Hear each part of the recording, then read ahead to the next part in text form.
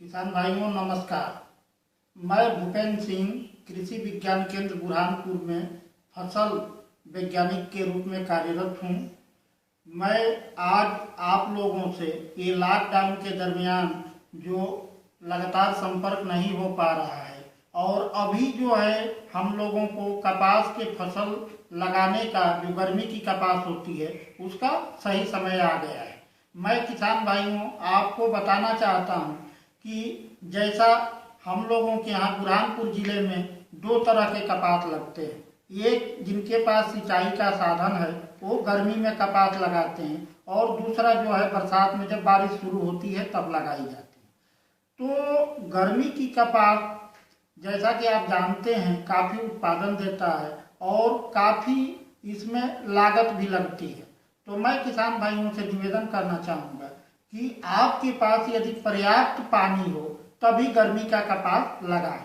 यदि आपके पास 4-5 एकड़ का पानी की व्यवस्था हो तो बल्कि 3 एकड़ में ही लगाएं और निश्चित रूप से आप जो है एक ही कंपनी की पूरी बीज न लगाएं।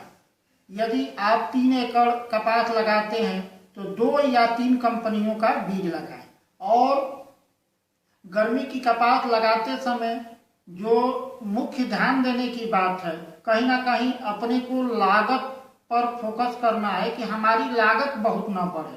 तो इसके लिए अपने को बीज से ही शुरुआत करना है।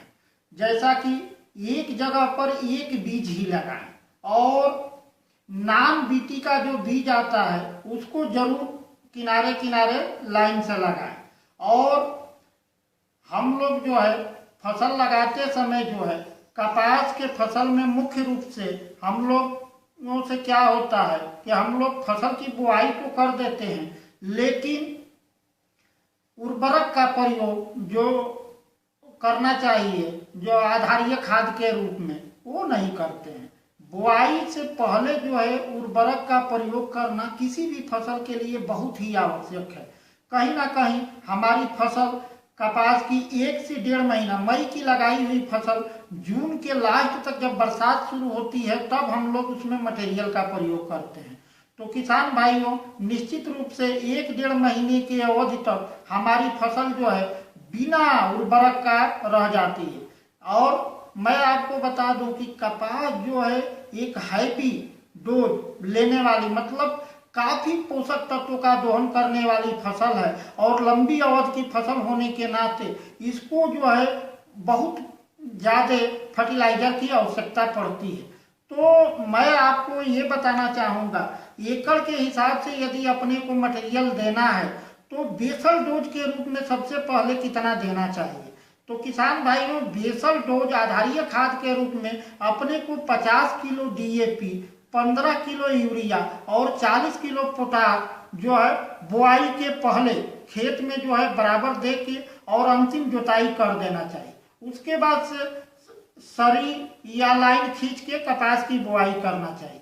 बुआई के 25 दिन के बाद जो है अपने को 25 किलो यूरिया और 15 किलो पोटाश देने की जरूरत है। और फिर जो है 60 दिन की जब अपनी फसल हो जाए तो उस समय जो है 35 किलो यूरिया देने की जरूरत है। इतना ही फर्टिलाइजर का इतना ही उर्वरक का जो है प्रयोग अपने को कपास में करने की जरूरत है। इसके अलावा अपने को जो है 60 दिन के बाद जो है पंप द्वारा छिड़काव करना चाहिए। उसमें जो है 150 ग्राम 19-19 का करें एवं 20 ग्राम माइक्रो न्यूट्रिएंट डाल के और जो है पंप द्वारा छिड़काव करें। और पंप से छिड़काव करते समय इस बात का ध्यान दें कि कम से कम 7-8 पंप तक दवा 1 एकड़ में लगे। क्या होता है कि बहुत किसान भाई 2-3 पंप में ही छिड़काव कर देते हैं तो वो बहुत कारगर नहीं होता है। 7-8 पंप तक दवा का जो है छिड़काव करना चाहिए या न्यूट्रिएंट का छिड़काव करना चाहिए। दूसरा जैसे ही अपना 75 दिन की फसल हो जाती है तो उसमें फिर 19-19 150 ग्राम और उसके साथ जो है 30 ग्राम माइक्रो न्यूट्रिएंट का प्रयोग करें। उसके बाद जैसे अपनी 100 दिन की फसल हो जाती है तो उसमें 052-34 क्योंकि उस समय फसल को जो है पोटास की जरूरत पड़ती है और नाइट्रोजन की, तो 052-34 का जो है छिड़काव करें। वो जो है 150 ग्राम प्रति पंप के हिसाब से छिड़काव करना चाहिए। इसके अलावा कपास के फसल में किसान भाइयों बहुत आवश्यक होता है कि हम लोग बुआई के 10-15 दिन बाद उसमें जिंक सल्फेट 10 किलो एकड़ में जरूर उपयोग करें और बोरेक्स भी 10 किलो एकड़ में उपयोग करें। और निश्चित रूप से ये सारी चीजें करने के बाद और एक जगह एक सिंगल बीज लगाएं। और उसमें अब आपको दिक्कत ये आता है कि एक जगह एक बीज लगाते हैं तो कहीं कहीं पौधे नहीं निकलने की वजह से नागा हो जाता है, खाली पड़ जाता है, तो आपके साथ दिक्कत होता है कि बार बार उसमें दोबारा जो है बीज का बुआई जहाँ जहाँ खाली रहता है करना पड़ता है।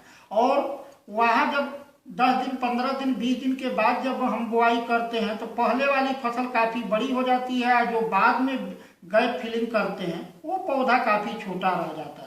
तो मैं आपसे ये कहना चाहूंगा कि जिस दिन आप कपास की बुआई करते हैं उसी दिन उसी ट्यूबवेल पर जहाँ आपकी पानी की सुविधा हो वहां पर ही प्रति एकड़ यदि आप बुआई करते हैं, 1 एकड़ में बुआई करते हैं तो 150 से 200 छोटी वाली पॉलिथीन के थैली को जो है भर ले और उसमें भी एक एक बीज लगा के और उसको जमा ले। और जैसे ही आपको पता चले कि यहाँ यहाँ हमारे पौधे नहीं निकले हैं, वहाँ वहाँ उसको 15 दिन 1 महीना के बाद ले जाके और लगा दे, जिससे आपकी फसल भी सामान्य रहेगी। और एक एक पौधा होने की वजह से आप लोग खुद इसको देखे हैं कि जहाँ पर आपका एक पौधा होता है उसमें जो है कितना बढ़िया घेरा बनता है, कल्ले फूटते हैं और उसके डेडू वगैरह भी काफी बड़े बनते हैं, पौधा काफी स्वस्थ रहता है। तो मैं आपसे ये कहूँगा कि आप खुद जानते हैं कि ये बीज लगाना कितना फायदेमंद है। और दूसरी तरफ हमारी बीज भी आधा लगती है जिससे हमारे लागत में भी बचत होती है। तो किसान भाइयों, आप इस तरह से यदि पूरे फसल को प्रबंधन करते हैं और समय समय पर जो है इन पोषक तत्वों का उपयोग यदि करते हैं तो निश्चित रूप से हम लोग कपास की एक सफल उत्पादन ले सकते हैं। और आने वाले समय में जो भी समस्याएं आती है कपास में उतनी समस्या का सामना नहीं करना पड़ेगा और निश्चित रूप से हम लोग जो है उत्पादन बहुत अच्छा पाएंगे। आप सबों को बहुत बहुत धन्यवाद।